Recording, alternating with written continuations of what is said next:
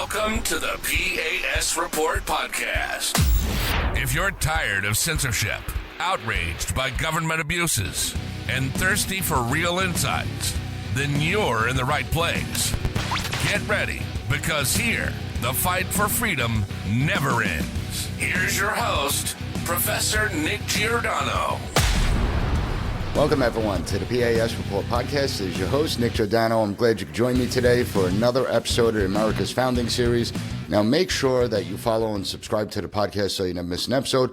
Also, visit the P.A.S. Report website, pasreport.com, and share this episode with everyone, especially those who appreciate America's rich and vibrant history, a history that we don't celebrate nearly as often as we should, because America is the most remarkable country on the planet.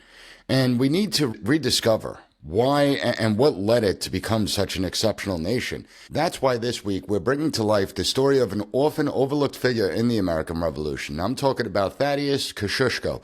He is someone that had a remarkable impact. And though many have never heard of him, the cause of liberty that flowed through his blood was tremendous. It's why I want to shine a light on the Polish Patriot, because his story is not just about a brilliant military engineering and fortifications. It's about a dedication, a profound dedication to the revolutionary ideals that birthed this nation.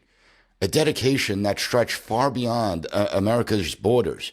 And this is a story of courage, ideals, and a revolutionary spirit that transcended the globe. Imagine 1776, the American Revolution is in full swing. The Declaration of Independence has just been signed, and it was a bold declaration of self-governance, liberty, freedom. It echoed throughout the globe, particularly in Europe, and it was in this atmosphere that a young man from Poland, Thaddeus Kosciuszko, arrived on American soil. Now, think about the risk. Obviously, it wasn't that easy getting to the United States, crossing oceans, and he did it to advance the banner of liberty, to volunteer for a cause that was by no means guaranteed to succeed, but he would ultimately pledge his life, his fortune, and his sacred honor to the cause.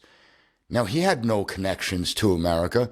He didn't know people within the United States. He had no letters of introduction. There was no fanfare when he arrived. He was just an ordinary man who would ultimately go on to do extraordinary things. And he came with a higher calling. And it's that higher calling that shows that his heart was ignited by the early sparks of American independence. And having witnessed firsthand the struggles for liberty in his own homeland, Thaddeus saw hope in America.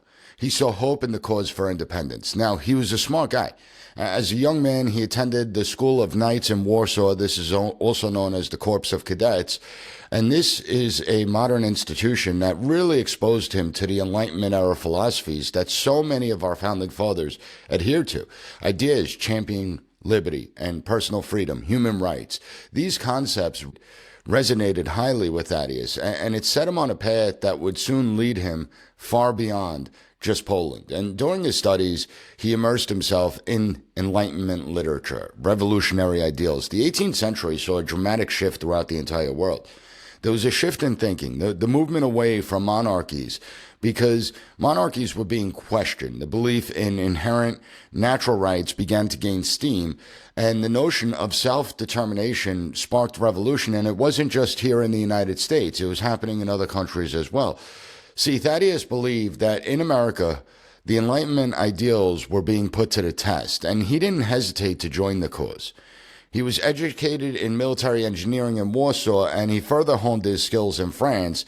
And Kosciuszko possessed a sharp intellect, a deep understanding of strategic planning. Though he was a stranger in this new land, his expertise quickly became apparent, and he immediately offered his services to the Continental Congress, who needed the talent.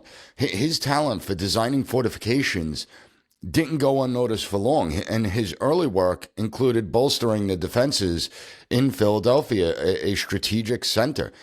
But it was really in the northern colonies, under the command of General Horatio Gates, where Thaddeus's true genius began to shine, and he was commissioned as a colonel of engineers. The British were pushing south from Canada, aiming to sever New England from the rest of the colonies, The key to stopping the British lay in controlling the strategic waterways and the mountain passes. Now, Thaddeus recognized the importance of locations like Fort Ticonderoga and Crown Point, and he surveyed the land. He surveyed the terrain, identified some of the vantage points around. He designed the fortifications that would ultimately maximize the American advantage.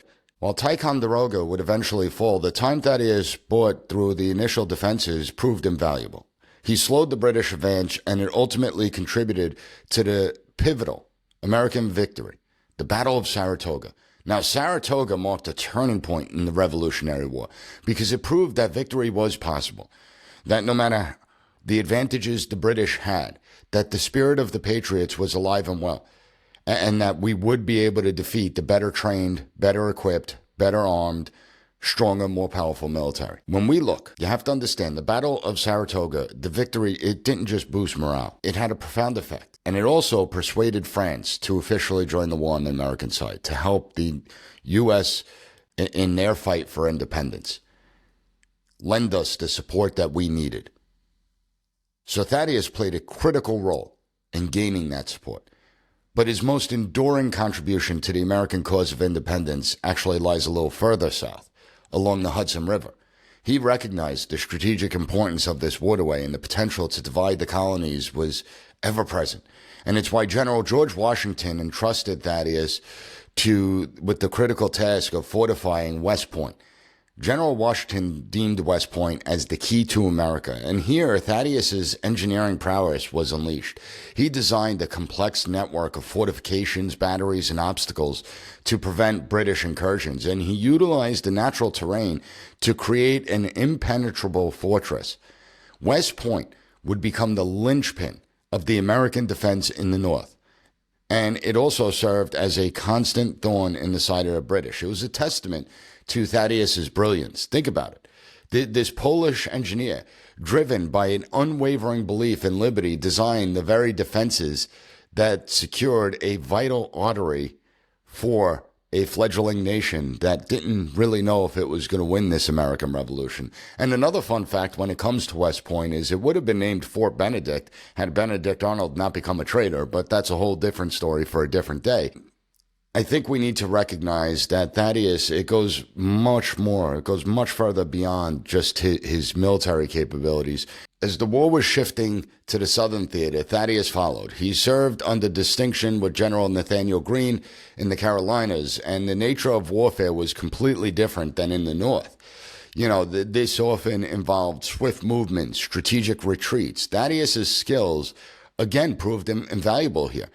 He helped Greene secure crucial river crossings, choose advantageous defense positions, and conduct a masterful withdrawal that would ultimately wear the British forces down and lead to a victory at Yorktown. He wasn't just building static forts. He was applying his engineering mind to the fluid dynamics of the battlefield, almost like mobile fortresses in a way. But Thaddeus' story is more than just blueprints for fortifications and his engineering skills. He was a man that was deeply committed to the ideals of the American Revolution, and he believed in the inherent rights of men, in liberty and equality for all. Now, this conviction allowed him to forge a very strong bond with many of America's founding fathers, and most notably Thomas Jefferson. And we have their letters. You know, the correspondence reveals a deep intellectual and philosophical connection that the two shared, because they understood the importance of human freedom. They understood that that freedom is the lifeblood of humanity. And not only did Thaddeus believe in the lofty ideals of liberty in a theoretical way, he actually risked his life to uphold them on a number of occasions. It was more than just mere words or theories to Thaddeus. And I think that's why Jefferson, who was a man not easily given to superlatives, I think that's why he held Thaddeus in such high regard. And he famously referred to him as, quote, the purest son of liberty that I have ever known, and of a liberty so principal as even to be fearful by his zealots, end quote. Now think about that for a moment. Think about that quote. Jefferson, the author of the Declaration of Independence, saw in this Polish patriot a dedication to liberty so pure, so principled, that it even concerned those who claimed to be champions of the cause. And it speaks volumes to Thaddeus's unwavering commitment. Now, after the American Revolution, after we won the revolution, Thaddeus would return back to his native Poland, where he would continue the lifelong fight for liberty and independence against foreign powers. And he led the Kosciuszko uprising in 1794. It was a valiant attempt to push back Russia and Prussia. Ultimately, it was unsuccessful in his attempt to liberate Poland. But despite suffering defeat, injury, and even captivity, his spirit never wavered. His spirit never broke.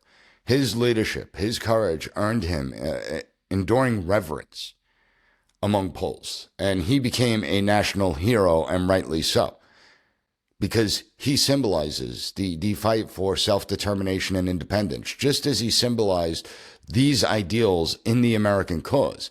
And it's not that we never celebrated Kosciuszko. As a matter of fact, if you live in the New York City area, you probably have driven over a bridge named after him in his honor. But I want to show how remarkable of a man this was, even in his will. So his commitment to human freedom shows. Thaddeus was given land by the Continental Congress. He was given land in America, and in his will, he dedicated his American land grants to the education and eventual freedom of enslaved people in the United States. Think about that. I mean, isn't that a testament to his belief in liberty and equality for all? Now, there were legal complexities involved, and it prevented the full realization of the wish. But the intent speaks volumes about the man and what he saw as the future of the United States of America. You know, Thaddeus Kosciuszko's life is a testament for the fight for liberty that doesn't just exist here in the United States. We were the spark. And he arrived in America not for personal gain, not to become famous, but for a higher calling, driven by the same revolutionary ideals that fueled other American founding fathers. His engineering skills were brilliant. There's no denying that. But it was just a tool in service of deeply held convictions. He saw the American Revolution as part of a larger struggle for human freedom, a struggle he continued in his own homeland. He was more than just an engineer or brilliant military strategist. His efforts were fueled by a moral compass that we should all aspire to, a moral compass that recognized the inherent worth of every human being. And in so many ways, he was ahead of his time. And his legacy is a powerful reminder that the fight for American independence is intertwined with a broader yearning for human freedom. He was a true patriot. And it's why we need to talk about him, because it was his dedication that earned him the respect of America's greatest minds. And while his name may not be widely known today, his contributions to the American victory, his unwavering commitment to liberty, solidify his place as a true hero of America's founding, as a true American patriot. He stands proudly among the ranks of other American Revolution icons who fought not for personal glory, but for the promise of freedom. Now, if you found the content of this episode informative, please give the P.A.S. Report podcast a 5-star rating on Apple Podcasts and Spotify. Take 30 seconds to write a good review and share this episode. Share it with your family, share it with your friends, share it with your children, because we need to learn about the forgotten patriots that helped shape this nation. I want to thank you for joining us on this week's episode of the P.A.S. Report's America's Founding Series, and I hope that the story of Thaddeus Kosciuszko has shed light on a remarkable individual that you never heard of, but whose dedication to liberty shaped the course of American history. Next week, I'm going to be focusing on another forgotten patriot, someone that was part of a very select few people, someone that has a distinction that not many others in American history have. But you're going to have to tune in next week to find out. So make sure you're following the P.A.S. Report podcast, and I'll be back next week with other great episodes of the P.A.S. Report podcast. Thank you for listening to the P.A.S. Report. Don't forget to rate, share, and hit that subscribe button. That way you'll never miss an episode. For more exclusive content and updates, visit us at pasreport.com and follow Professor Giordano on all social media platforms. at P.A.S. Report.